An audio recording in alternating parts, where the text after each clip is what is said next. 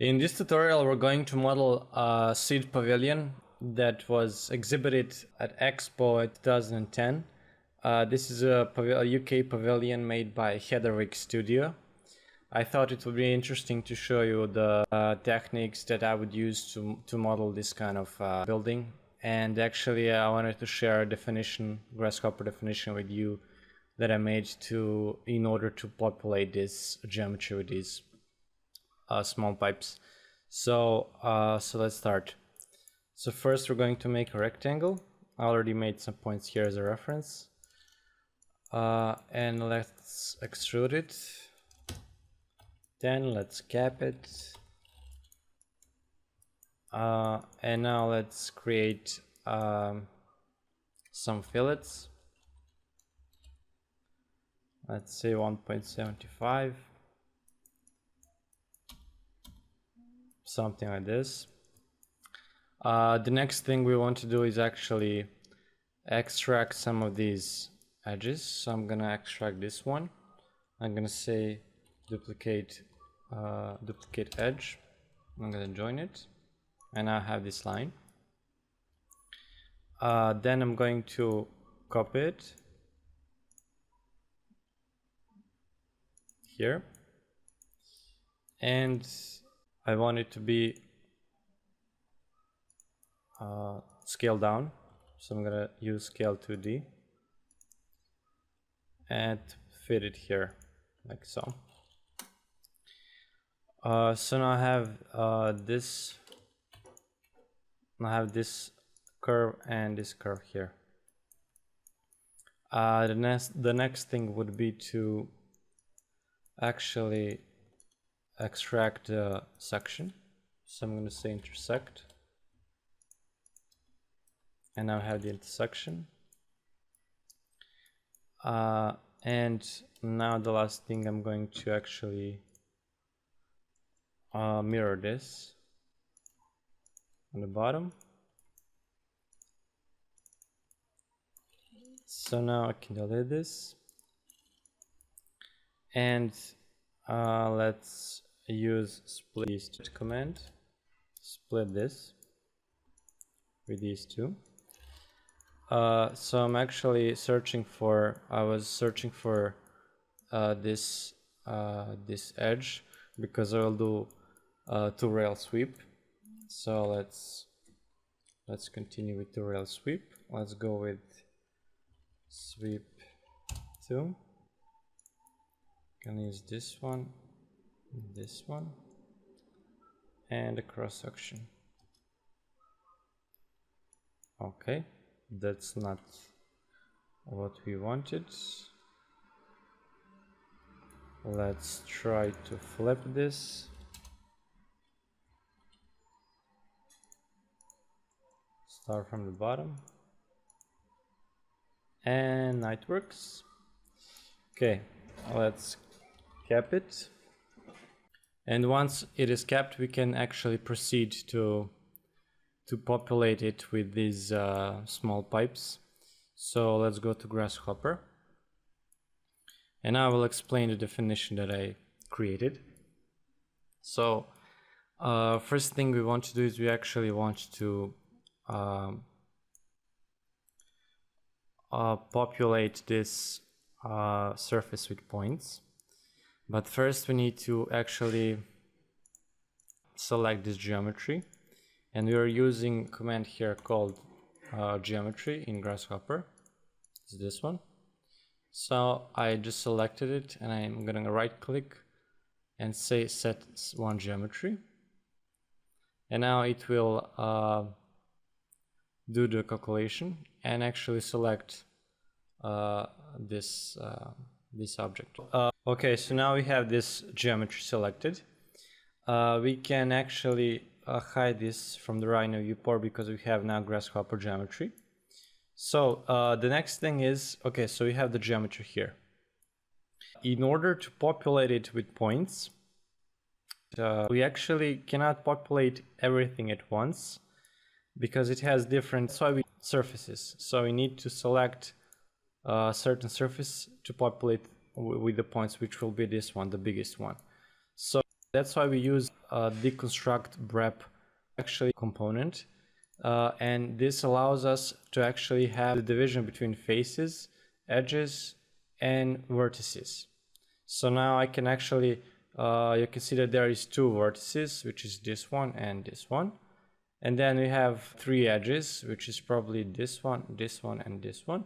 And we have three faces as well, top, bottom, and this middle one. So how do we actually select this middle face? In order to do this, we need to actually, here, let me show you. So if I go here with the panel, you can see there is three surfaces. There is trim surface, and untrimmed surface. So this means that number 2 is actually this big one. So that's the one that we want to select. That's why we're using list item component. So now I'm gonna hide the rest. So for example, now I use list item, which means, and I give it the index of 2, which means if this is number 2 from this list, that's the one that I want to select. For example, if I change it to 1, it will actually select the top one, and if I change it to 0, it will select the bottom one. As you can see, so I just wanted to show you the what this list item does. So let's go back to number 2. So now the next thing that I want to show you is actually the creation of the points. So this purpose, we want to use the component called populate geometry, and here I put the number of 5000. So this is the geometry that we initially have, and now what I'm doing here is I'm actually saying, okay, I want this geometry to be populated by points, and this is the number of points I want. So I want 5000 points. So I'm gonna like preview this now to show you. So as you can see, we have randomly populated points on the surface of our geometry. For the actual model, this number is much higher. It's like 20,000, but I'm not gonna change this to 20,000, 5,000, because it will freeze up my computer. So I'm gonna I just wanted to show you the concept here. And so the next thing is, okay, we have these 5000 points, so what do we do with them? So let's continue. This is like population is a list. We change it to the points. So this is actually the same kind of points. So we have these points now, and we have, let me unhide this, and we have this this surface here that we used before. So what do we do next? So the concept behind the definition is that we want to have these points to be the actual centers of the circles that will be extruded normally upward based on the surface. So for example, this point here in the middle will extrude on the right here, but this point that's on the edge, it will not extrude right, it will extrude normally based on the vector here. So that's the next part. This is how we determine the actual normal on that surface. So the component is called evaluate surface, and it gives us actually the planes of each point. So for example, you cannot see anything now here because it's like complete mess, but it actually gives you the normal on every single dot here that's based on the surface below. And with the closest with the surface closest points in the combination with evaluate surface, we are able to actually determine these planes, these normal planes based on the surface. So once we have this once we determine the normals, the next thing would be to actually create circles, and these dots will be the centers of those circles.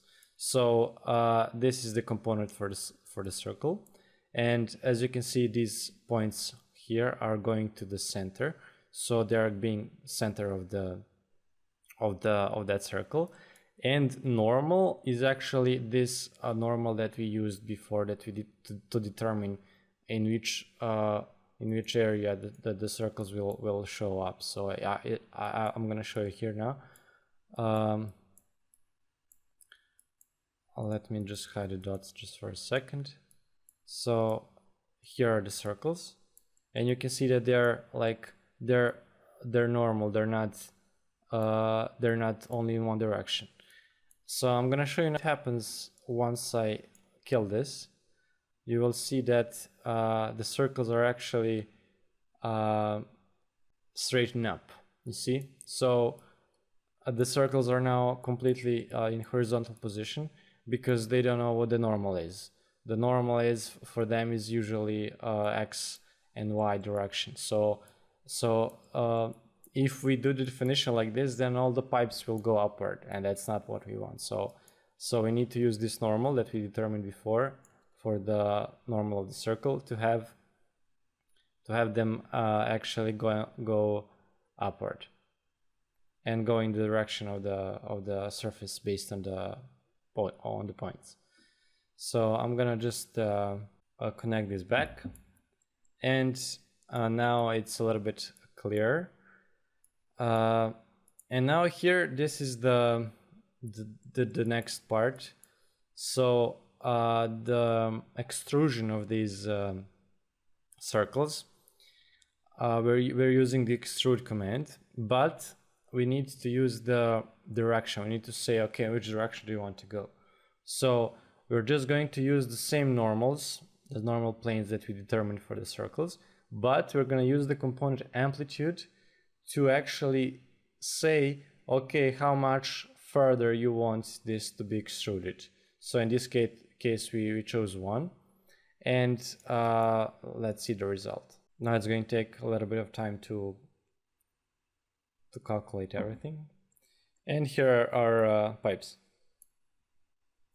So this number controls the actual height, the actual distance, and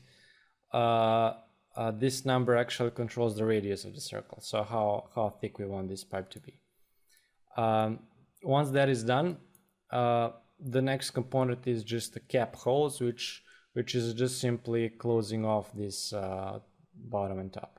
So that's the main idea behind this. That's the main concept. So now I'm going to actually show you. I'm not going to bake this again because I already baked it. So I'm just going to show you the final model. So let's exit this, and so this is the geometry we had, and this is the actual look of the model with 20,000 dots. This is the easiest way to create this geometry, and if you have any questions or suggestions on how to improve this definition or how you would do it, please feel free to comment in the section below. And if you have any other questions or comments or maybe suggestions for future tutorials, please leave them also in the comment section below. Here is the final rendering. Hope that you like it. If you have any questions, comments or suggestions, please write them down in the comment section below this video. And if you like this kind of tutorials, please like and share, and make sure to subscribe to this channel by clicking on the bell icon here so that you can get notified every time I upload a new video.